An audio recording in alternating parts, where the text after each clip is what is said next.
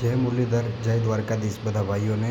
ઘણા સમયથી વિવાદમાં ચાલતા ઇતિહાસ ઉપર આ થોડો પ્રકાશ પાડીએ આપણે. મારે આ વિડીયો નહોતો બનાવવો, પણ થોડા ટાઈમ પહેલાં એક વ્યક્તિ વિશેષના લીધે આખા સમાજે મારા ઉપર થોડા આક્ષેપો લગાડ્યા, થોડા ના બોલવાના શબ્દો બોલ્યા. તો આપણે એ ઇતિહાસને રજૂ કરી છીએ, અને આ ઇતિહાસને માત્ર એક ઇતિહાસ તરીકે લેવું, કોઈ વિવાદ તરીકે ના લેવું, કોઈ સમાજ, કોઈ સમુદાય, કોઈ સંગઠને માથે ના લેવું. આ માત્ર એક ઇતિહાસ છે જે વાસ્તવિક છે ને એને રજૂ કરવામાં આવી છે.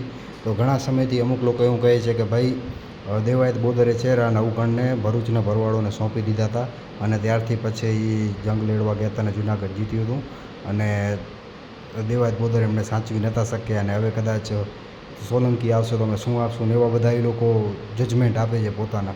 તો એના ઉપર આપણે થોડો પ્રકાશ પાડીએ કે થોડા ટાઈમ પહેલાં કલાકારે આના ઉપર વિડીયો બનાવ્યો હતો. જો કે વિડીયો થોડો જૂનો છે, પણ હમણાં અપલોડ થયેલો હતો. એ કલાકારની કાંઈ પુષ્ટિ ન થઈ શકી, એટલે આપણે એને થોડું પાછળ મૂકી આગળ વધ્યા. આગળ એક બીજો વિડીયો આવ્યો, પ્રવીણભાઈ રાવળ કરીને કોઈક કલાકાર છે, એમને આ વિડીયો નાખ્યો હતો, સ્ટેજ ઉપરથી આ ઇતિહાસ બોલ્યો હતો. તો આપણે એમના ઉપર થોડી પછી કાર્યવાહી આગળ વધારીને એમને ફોન કરીને કીધું, ભાઈ અમારા સમાજના આગેવાનો કે આ ઇતિહાસ શું છે. તો એમનું કહેવું એવું થતું હતું કે આ વિડીયો જે છે ઘણા સમય જૂનો છે, ઉપરથી હમણાં કોઈક ક્લિપ કાપીને અપલોડ કરેલો છે. આ ઇતિહાસની મને કોઈ પૂરતી જાણકારી નથી, એ વિડીયોની હું માફી માગી ચૂક્યો છું. એવા પ્રવીણભાઈ રાવળના શબ્દ હતા, એની રેકોર્ડિંગ પણ પડી છે. કોઈને જોઈતી હોય તો કહેજો, આપણે મોકલી દઈશું. આપણા અતુલભાઈ પ્રમુખ, ઇતિહાસકારના પ્રમુખ છે જે રાજકોટના, એમને આ કોલ કર્યો હતો અને એમની પાસે પણ રેકોર્ડિંગ પડી છે, મારી પાસે પણ પડી છે. કોઈને જોઈતી હોય તો કહી દેજો, આપણે એને પર્સનલમાં મોકલી દઈશું. પહેલાં વિચાર એવો હતો કે આ રેકોર્ડિંગને આપણે યુટ્યુબમાં અપલોડ કરશું, જેથી ઘણા લોકોને સમજણ આવે, પણ પછી એમાં એવું હતું કે બીજા જે સારા વ્યક્તિઓ છે એની લાગણી દુભાઈ હતું, એટલે રેકોર્ડિંગ આપણે અપલોડ નથી કરી. હવે બીજું કે થોડો ઇતિહાસ ઉપર આપણે પ્રકાશ પાડીને થોડાક તથ્યો ઉપર વાત કરી. તો સૌથી પહેલાં તો જે ખોડિયાર માતાજીનું મંદિર છે જે ભરૂચમાં, હમણાં થોડા દિવસ પહેલાં એના પ્રોગ્રામ પર હતો કાંઈ માંડવાનું. તો એ ઇતિહાસમાં જે એમાં એક લેખ લખાયેલો છે, એ લેખમાં સાલ છે આગળની સાલ વંચાય છે 1100ની, પાછળની કાંઈ વંચાતી નથી. અને પછી યદુવંશી ભરવાડ સમાજ કે એવું કાંઈ ગ્રુપ છે, એમાં એક વિડીયો આવ્યો હતો, જેમાં એ એક ભાઈ એવો શબ્દ બોલે છે કે 1161ની સાલમાં રા નવઘણ પાછા આવ્યા હતા. તો અહીંયાથી આપણને ખબર પડે છે કે ફોટોમાં ભલે એ સાલ વંચાતી ના હોય, પણ રૂબરૂ જાય તો વંચાઈ શકાય. તો એ ભાઈને ખ્યાલ હશે સાલ, તો એમાં 1161ની સાલ છે.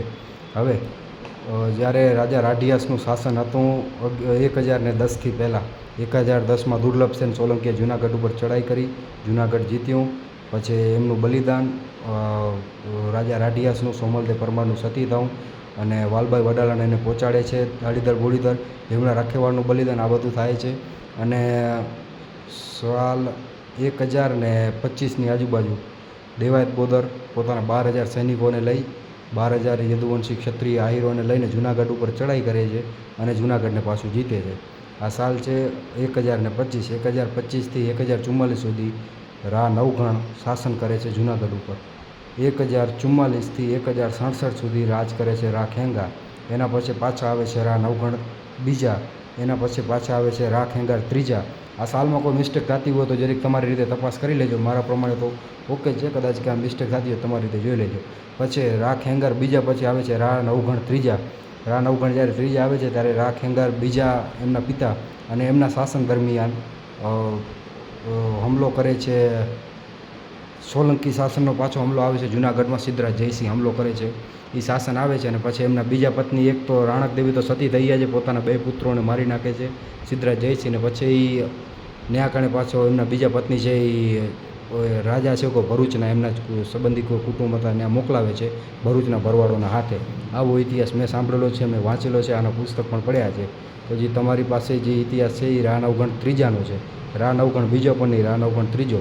અને અમારી પાસે જે દેવાયત બોદરનો ઇતિહાસ છે એકદમ ઇતિહાસ સાથે છે, કમ્પ્લેટ એની સાલના એકદમ પુષ્ટિ કરીને પછી નાખી છે. વિડીયો 10 દિવસ મોડો નાખ્યો છે, પણ એક એક પુરાવાને સચોટ માહિતી સાથે નાખ્યો છે. આના વિરોધમાં તમારી પાસે કોઈ એવું હોય કે ઓબ્જેક્શન ઉપાડી શકતા હો, એવો કોઈ પુરાવો હોય તો એ પણ મોકલી દેજો, તો આપણે એના ઉપર પણ ચર્ચા કરશું.